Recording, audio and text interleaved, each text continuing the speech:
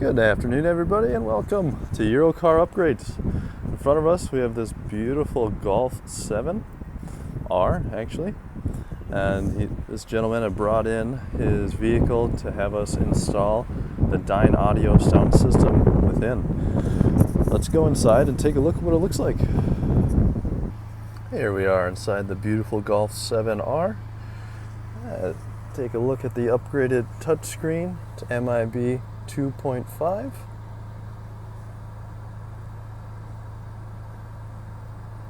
Click through the menus for you.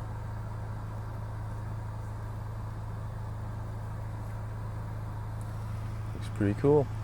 We also had to remove component protection from the amplifier in order for it to work. And we also recoded the drive mode selector so it works properly. Thank you guys for watching. If you guys have any questions, feel free to reach out to our friendly team at Eurocar Upgrades. We're happy to help. Thank you very much. See you next time.